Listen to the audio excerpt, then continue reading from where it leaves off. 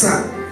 Deus promete juízo no capítulo de número 4, a partir do versículo de número 6, Deus diz, através da profecia de Amós: também vos deixei os dentes limpos em todas as vossas cidades com a falta de pão. Deus estava profetizando através do profeta Amós que haveria uma escassez de alimento. Deus também disse através do profeta Amós: eu vou retirar a chuva, eu vou deixar por um período de cumprir com a minha palavra profética. Eu vou deixar as cidades passando por necessidade de água e pão e de alguns mantimentos.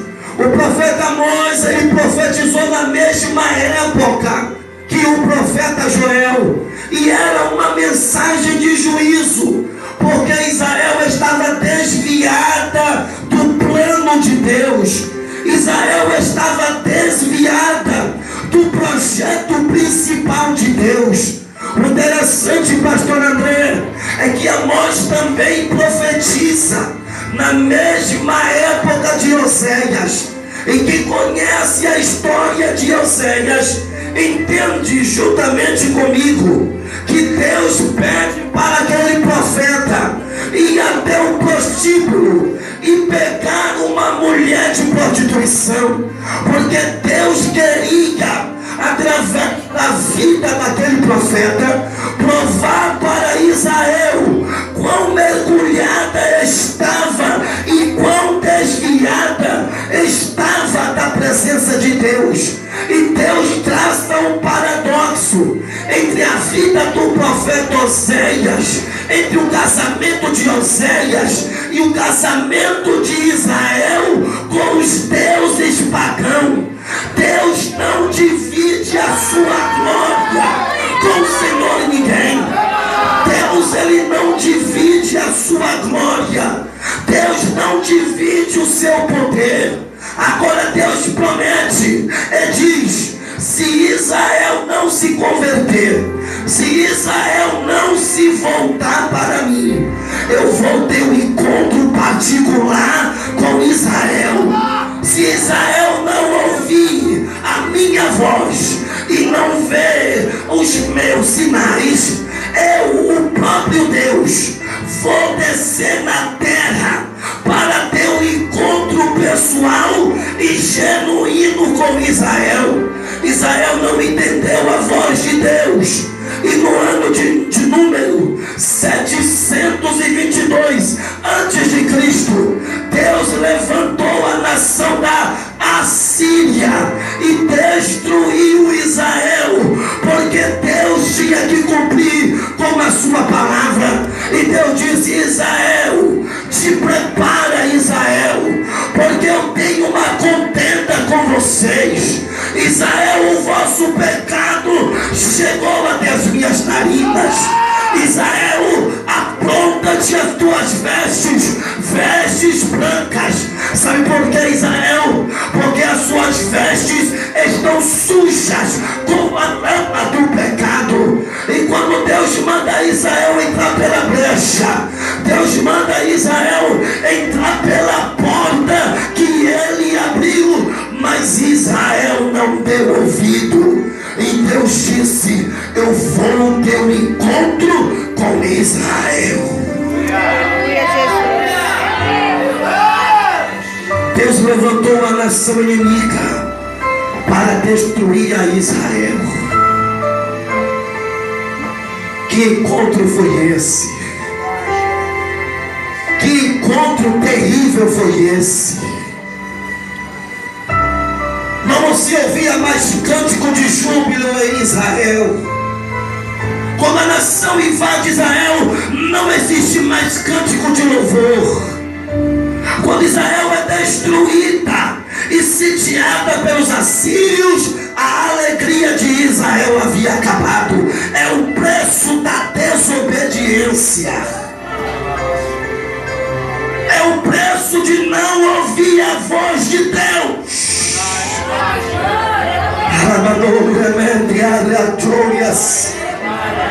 Quando o homem não ouve a voz de Deus, ele paga caro porque não ouve. Pessoas estão no nosso meio e estão sofrendo, é porque você não tem ouvido a voz de Deus. Deus tem enviado moléstia, Deus enviou pragas, Deus enviou doença, Deus enviou peste sobre a plantação. E Deus disse mais: assim como eu fiz com o Egito, Israel, eu também farei com vocês. Ninguém brinca com Deus e fica vivo, porque Ele é um Deus de amor, mas também é um Deus de juízo. Olha para a minha mão direita nesta noite para que você entenda. Você está na mira de Deus. Deus não te perdeu a mira. Glória a Deus, aleluia. Nenhum homem escapa da mira da arma de Deus. É um tiro certeiro. Cuidado, meu querido. Cuidado, querida. Porque você não tem ouvido a voz de Deus. E Deus está dizendo: prepara-te, porque eu não tenho encontro contigo.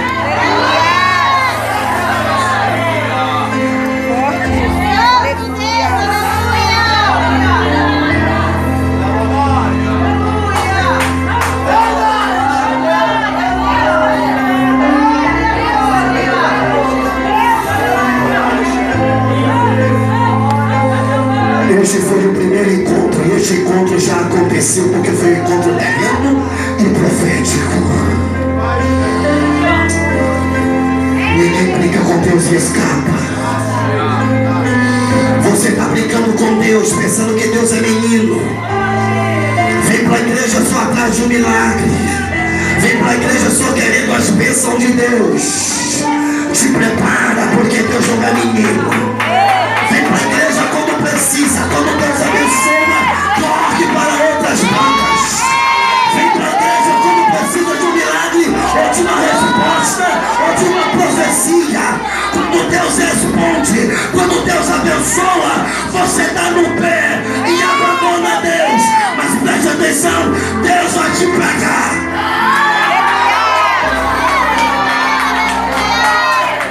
Enquanto eu estou pregando, Deus está falando no meu coração: haverá um tempo de juízo para pessoas que estão aqui nesta casa.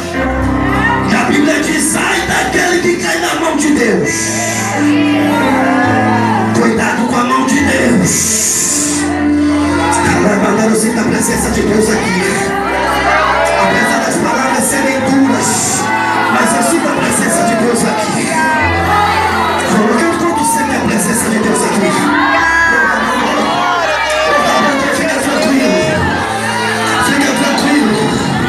fica tranquilo. O tempo de juízo vai chegar. O tempo da justiça de Deus vai chegar para a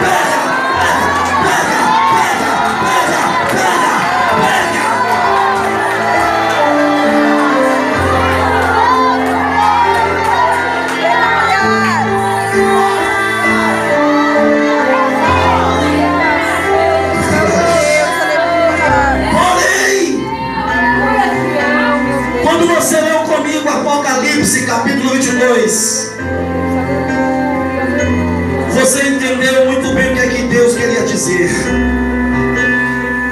Porque se existe o primeiro encontro, que era um encontro de juízo, existe um segundo encontro. O primeiro encontro de juízo já aconteceu. Mas calma, existe o segundo encontro. Quem foi que prometeu o segundo encontro? O primeiro encontro, quem prometeu foi Jesus. João capítulo de número 14, ele disse: não se turbe o vosso coração. Credes em Deus, crede também em mim. Aleluia. Na casa do meu pai há muitas moradas. Se não fosse assim, eu vou teria dito. Porque eu vou preparar-vos lugar para onde eu estiver, vós estejais também. O desejo de Deus é que eu esteja onde Ele está. O desejo de Deus é que a igreja que foi lavada, que foi comprada, é que onde Ele estiver, você também esteja. Este é o encontro de Deus que acontecerá a qualquer momento. Eis que eu venho sem demora. Glória a Deus. Quando Ele diz eis que eu venho sem demora, dois tempos se chocam. Dois tempos colidem um com o outro. Porque quando Ele diz eis que eu venho sem demora, Ele está falando de dois tempos. O primeiro tempo é que Ele está falando assim: Deus estava na eternidade, Cristo já tinha sido glorificado. Quando Ele diz eis que eu venho sem demora, Ele está falando do primeiro tempo, que era um tempo de Deus chamado Kairos. Este tempo de Deus não compete a nós reclamarmos, não compete a nós tentar dialogar com Deus o porquê desta demora, porque na verdade o nosso tempo é cronos, é um tempo limitado. Ninguém que vive num tempo limitado pode questionar a Deus, porque Deus está no tempo ilimitado. Para Deus não existe passado, presente e nem futuro. Para Deus tudo acontece na mesma hora e no mesmo momento. O apóstolo Pedro, ele disse da seguinte maneira, no capítulo de número 3, em versículo 8 da sua segunda epístola, Pedro escreve dizendo: mas amados, não ignoreis uma coisa, que um dia para Deus é como 1000 anos, e 1000 anos como um dia. Se fôssemos analisar dentro do tempo de Deus, nós temos apenas, ou melhor dizendo, nós temos passado para Deus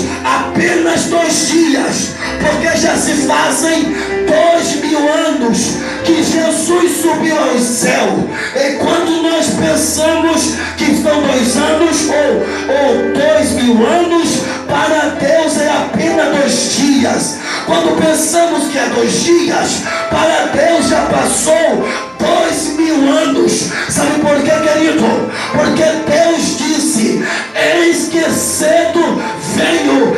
Ele tarda no meu calendário, mas no calendário dele, ele está e sabe a hora.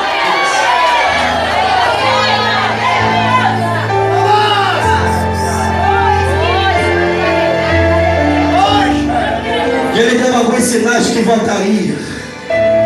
Primeiro sinal que ele deu que voltaria, ele disse a partir de Mateus capítulo 24, versículos 6 e 7. Ele disse: e ouvireis nos últimos dias de guerras, rumores de guerras. Olhai, não vos assusteis. Aconteça, mas ainda não é o fim. Porquanto se levantarão nação contra nação, e reino contra reino, e haverá fome, e peste, e terremoto em vários lugares. Todos estes sinais já se cumpriram dentro da profecia bíblica.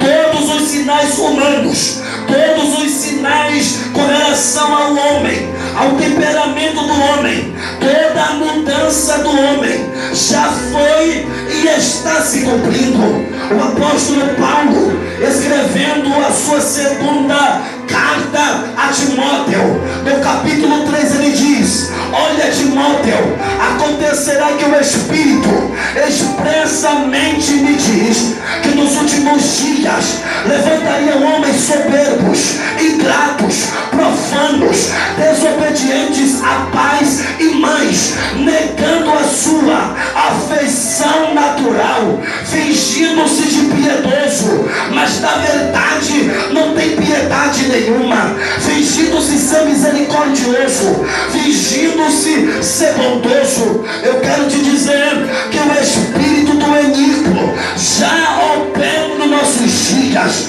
Quantas pessoas que se apresentam para nós como pessoas boas, pessoas de caráter, e de repente essas pessoas